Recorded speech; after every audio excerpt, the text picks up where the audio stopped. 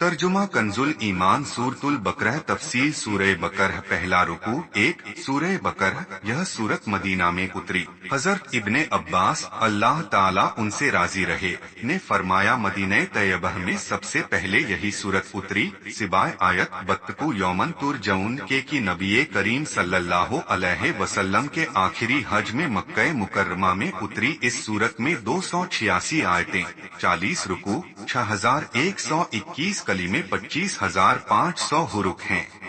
पहले कुरान शरीफ में सूरतों के नाम नहीं लिखे जाते थे। यह तरीका हज्जाज बिन यूसुफ सक़फ़ी ने निकाला। इब्ने अरबी का कहना है कि सूरह बकर में 1000 अम्र यानी आदेश, 1000 नहीं यानी प्रतिबंध, 1000 हुक्म और 1000 खबरें हैं। इसे अपनाने में बरकत और छोड़ देने में महरूमी है। बुराई वाले जादूगर इसकी तासीर बर्दाश्त करने की ताकत नहीं रखते। जिस घर में ये सूरत पढ़ी जाए 3 दिन तक सरकश शैतान उसमें दाखिल नहीं हो सकता। मुस्लिम शरीफ की हदीस में है कि शैतान उस घर से भागता है जिसमें यह सूरत पढ़ी जाए। बेहिकी और सईद बिन मंसूर ने हजरत मुगीरा से रिवायत की कि जो कोई सोते वक्त सूरह बकरह की 10 आयतें पढ़ेगा वह कुरान शरीफ को नहीं भूलेगा। वो आयतें ये हैं 4 आयतें शुरू की और आयतल कुर्सी और 2 इसके बाद की और 3 सूरत के आखिर की। तिबरानी और बेहिकी ने हजरत इब्ने उमर अल्लाह उनसे राजी रहे से रिवायत की कि हुजूर अल्लाह के दुरूद और सलाम हो उन पर ने फरमाया मैयत को दफन करके रब के सिरहाने सूरह बकरह की शुरू की आयतें और पाप की तरफ आखिर की आयतें पढ़ो। शाने नुजुल बानी किन हालात में उतरी अल्लाह ताला ने अपने हबीब अल्लाह के दुरूद और सलाम हो उन पर से एक ऐसी किताब उतारने का वादा फरमाया था जो न पानी से धोकर मिटाई जा सके न पुरानी हो। जब कुरान शरीफ उतरा तो फरमाया जालिकल किताबों की वह किताब जिसका वादा था यही है।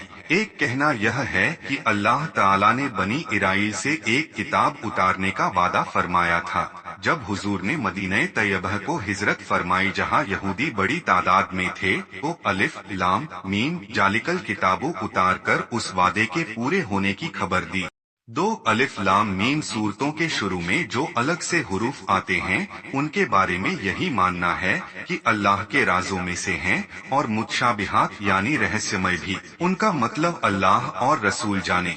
हम उसके सच्चे होने पर ईमान लाते। 3 इसलिए कि शक उसमें होता है जिसका सबूत या दलील न हो। कुरान शरीफ ऐसे खुले और ताकत वाले सबूत या प्रमाण रखता है जो जानकार और इंसाफ वाले आदमी को इसके किताब इलाही और सच होने के यकीन पर मजबूत करते हैं। तो यह किताब किसी तरह शक के काबिल नहीं। जिस तरह अंधे के इनकार से सूरज का वजूद शुबह वाला नहीं होता ऐसे ही दुश्मनी रखने वाले काले दिल के इनकार से यह किताब शुबह वाली नहीं हो सकती। 4 हुदल लिल मुत्तकीन यानी इसमें हिदायत है डर वालों को। हालांकि कुरान शरीफ की हिदायत हर पढ़ने वाले के लिए आम है चाहे वह मोमिन यानी ईमान वाला हो या काफिर। जैसा कि दूसरी आयत में फरमाया हुदल लिल नासे यानी हिदायत सारे इंसानों के लिए लेकिन चूंकि इसका फायदा अल्लाह से डरने वालों या अहले तकवा को होता है इसीलिए फरमाया गया हिदायत डर वालों के लिए। जैसे कहते हैं बारिश हरियाली के लिए है यानी फायदा इससे हरियाली का ही होता है। हालांकि यह बरसती उसर और बंजर जमीन पर भी है। तकवा के कई मानी आते हैं। नफ्स को डर वाली चीज से बचाना तकवा कहलाता है। शरीयत की भाषा में तकवा कहते हैं अपने आप को गुनाहों और उन चीजों से बचाना जिन्हें अपनाने से अल्लाह ताला ने मना फरमाया है। हजरत इब्ने अब्बास अल्लाह उनसे राजी रहे ने फरमाया मुत्तकी या अल्लाह से डरने वाला वह है जो अल्लाह के अलावा किसी की इबादत और बड़े गुनाहों और बुरी बातों से बचा रहे। दूसरों ने कहा है कि मुत्तकी यह है जो अपने आप को दूसरों से बेहतर न समझे। कुछ कहते हैं तकवा हराम चीजों का छोड़ना और अल्लाह के एहकामात का अदा करना है। औरों के अनुसार आदेशों के पालन पर डटे रहना और तात पर गुरूर से बचना तकवा है। कुछ का कहना है कि तकवा यह है कि तेरा रब तुझसे वहां न पाए जहां उसने मना फरमाया है। एक कथन यह भी है कि ताकवा हुजूर अल्लाह के दुरूद और सलाम हो उन पर और उनके साथी सहाबा अल्लाह उनसे राजी रहे के रास्ते पर चलने का नाम है। यह तमाम मानी एक दूसरे से जुड़े हैं। तकवा के दर्जे बहुत हैं। आम आदमी का तकवा ईमान लाकर कुफ्र से बचना, उनसे ऊपर के दर्जे के आदमियों का तकवा उन बातों पर अमल करना जिनका अल्लाह ने हुक्म दिया है, और उन बातों से दूर रहना जिनसे अल्लाह ने मना किया है।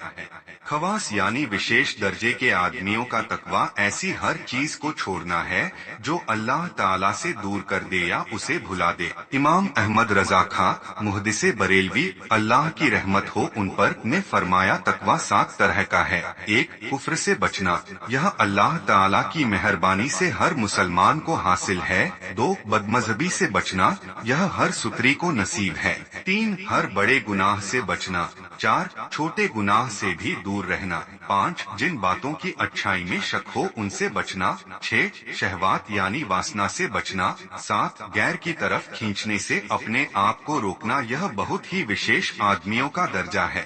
कुरान शरीफ इन 7 मरतबों के लिए हिदायत है। 5. अल-लजीना युमिनूना बिल गैब, यानी वो जो वे देखें ईमान लाएं, से लेकर मुफलिहून यानी बही मुराद को पहुँचने वाले तक की आयतें सच्चे दिल से ईमान लाने और उस ईमान को संभाल कर रखने वालों के बारे में हैं, यानी उन लोगों के हक में जो अंदर बाहर दोनों से ईमानदार हैं। इसके बाद 2 आयतें खुले काफिरों के बारे में हैं जो अंदर बाहर दोनों तरह से काफिर हैं। इसके बाद बमिनन नासे यानी और कुछ कहते हैं से 13 आयतें मुनाफिकों के बारे में हैं जो अंदर से काफिर हैं और बाहर से अपने आप को मुसलमान जाहिर करते हैं। गैब वह है जो हवास और अक्ल से मालूम न हो सके। इसकी 2 किस्में हैं। एक वो जिस पर कोई दलील न हो, यह इल्मे गैब की जानकारी जाती है और यही मतलब निकलता है जाती इंदहु माफातिहुल गैबेला यालमुहा इल्लाहु, और अल्लाह के पास ही जाती गैब की कुंजी है और जाती गैब की जानकारी उसके अलावा किसी को वही में और उन सारी आयतों में जिनमें अल्लाह के सिवा किसी को भी जाती गैब की जानकारी न होने की बात कही गई है। इस किस्म का इल्मे गैब यानी जाती जिस पर कोई दलील न हो, अल्लाह ताला के साथ खास है। गैब की दूसरी किस्म यह है जिस पर दलील हो, जैसे दुनिया और इसके अंदर जो चीज हैं उनको देखते हुए अल्लाह पर ईमान लाना जिसने ये सब चीजें बनाई हैं।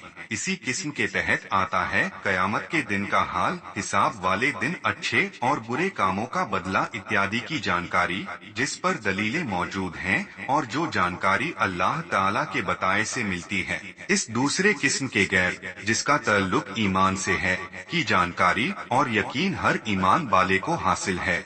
अगर न हो तो यह आदमी मोमिन ही न हो। अल्लाह ताला अपने करीबी चहीते बंदों, नबियों और वलियों पर जो गैब के दरवाजे खोलता है, यह इसी किस्म का गैब है। गैब की तफसीर में एक कथन यह भी है, गैब से कल्ब यानी दिल मुराद है। उस सूरत में मानी ये होंगे कि वो दिल से ईमान लाएं। ईमान जिन चीजों के बारे में हिदायत और यकीन से मालूम है कि ये दीन मुहम्मदी से हैं, उन सबको मानने और दिल से तस्दीक करने और जबान से इकरार करने का नाम सही ईमान है। कर्म या अमल ईमान में दाखिल नहीं। इसीलिए यूमिनूना बिल गैबे के बाद युकीमूनस सलाता और नमाज कायम रखें फरमाया गया। 6. नमाज के कायम रखने से ये मुराद है कि इस पर सदा अमल करते हैं और ठीक वक्तों पर पूरी पाबंदी के साथ सभी अरकान के साथ नमाज की अदायगी करते हैं और फ्रज, सुतरत और मुस्तहब अरकान की हिफाजत करते हैं। किसी में कोई रुकावट नहीं आने देते। जो बातें नमाज को खराब करती हैं उनका पूरा ध्यान रखते हैं और जैसी नमाज पढ़ने का हुक्म हुआ है वैसी नमाज अदा करते हैं। नमाज के हुकूक 2 तरह के हैं। एक ज़ाहिरी, ये वो हैं जो अभी अभी ऊपर बताए गए। दूसरे बातिनी यानी आंतरिक, पूरी एकाग्रता, दिल को हर तरफ से फेर कर सिर्फ अपने पैदा करने वाले की तरह लगा देना और दिल की गहराइयों से अपने रब की तारीफ और उससे प्रार्थना करना। 7. अल्लाह की राह में खर्च करने का मतलब या ज़कात है, जैसा दूसरी जगह फरमाया युकीमुनस सलाता व यूतून जकाता, यानी नमाज कायम करते हैं और ज़कात अदा करते हैं। पर हर तरह का दान पुण्य मुराद है, चाहे फ्रिज हो या वाजिब, जैसे ज़कात, अपनी और अपने घर वालों की गुजर बसर का प्रबंध। जो करीबी लोग इस दुनिया से जा चुके हैं उनके इशाले सवाब के लिए दान करना भी इसमें आ सकता है। बगदाद वाले बड़े पीर हुजूर गौसे आजम की 11वीं की नियाज फातिहा, तीजा 40वां वगैरह भी इसमें दाखिल हैं कि ये सब अतिरिक्त दान हैं। कुरान शरीफ का पढ़ना और कलिमा पढ़ना नेकी के साथ अतिरिक्त नेकी मिलाकर अजर और सवाब बढ़ाता है। कुरान शरीफ में इस तरफ जोर इशारा किया गया है कि अल्लाह की राह में खर्च करते वक्त चाहे अपने लिए हो या अपने करीबी लोगों के लिए, उसमें बीच का रास्ता अपनाया जाए, यानी न बहुत कम न बहुत ज्यादा। रज़क़नाहुम, और हमारी दी हुई रोजी में से में यह स्पष्ट कर दिया गया कि माल तुम्हारा पैदा किया हुआ नहीं बल्कि हमारा दिया हुआ है। इसको अगर हमारे हुक्म से हमारी राह में खर्च न करो तो तुम बहुत ही कंजूस हो और ये कंजूसी बहुत ही बुरी है।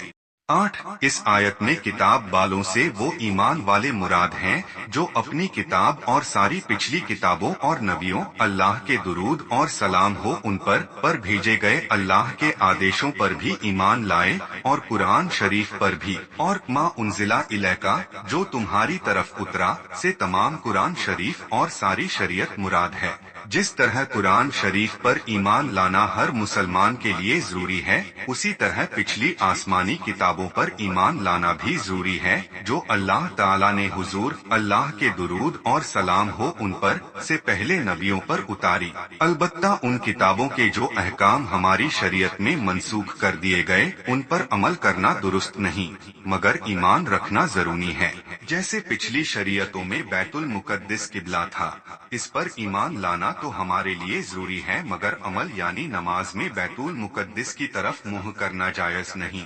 यह हुक्म उठा लिया गया। कुरान शरीफ से पहले जो कुछ अल्लाह ताला की तरफ से उसके नबियों पर उतरा उन सब पर सामूहिक रूप से ईमान लाना फर्जे ऐन है, और कुरान शरीफ में जो कुछ है उस पर ईमान लाना फर्जे किफाया है।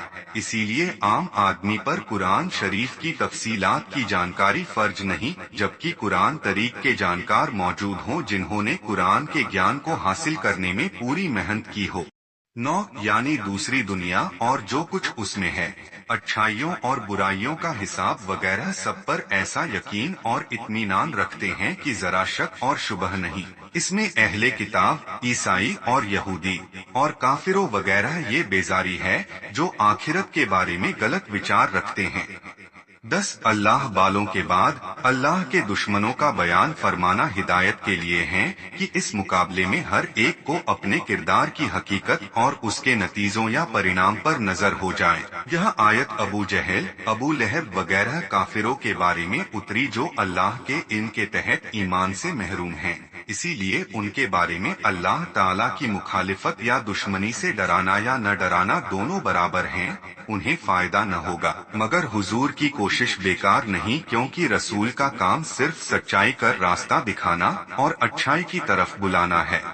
कितने लोग सच्चाई को अपनाते हैं और कितने नहीं, यह रसूल की जवाबदारी नहीं है। अगर कौम हिदायत कबूल न करे तब भी हिदायत देने वाले को हिदायत का सवाब मिलेगा ही। उस आयत में हुजूर अल्लाह के दुरूद और सलाम हो उन पर की तसल्ली की बात है कि काफिरों के ईमान न लाने से आप दुखी न हो, आपकी तबलीग की कोशिश पूरी है, इसका अच्छा बदला मिलेगा। महरूम तो ये बदनसीब है जिन्होंने आपकी बात न मानी। कुफ्र के मानी अल्लाह ताला की जात या उसके एक होने या किसी के नबी होने या दीन की जरूरतों में से किसी एक का इनकार करना या कोई ऐसा काम जो शरीयत से मुंह फेरने का सबूत हो, कुफ्र है। 11 इस सारे मजमून का सार यह है कि काफिर गुमराही में ऐसे डूबे हुए हैं कि सच्चाई के देखने, सुनने, समझने से इस तरह महरूम हो गए जैसे किसी के दिल और कानों पर मुहर लगी हो और आँखों पर पर्दा पड़ा हुआ हो। इस आयत से मालूम हुआ कि बंदों के कर्म भी अल्लाह की कुदरत के तहत हैं।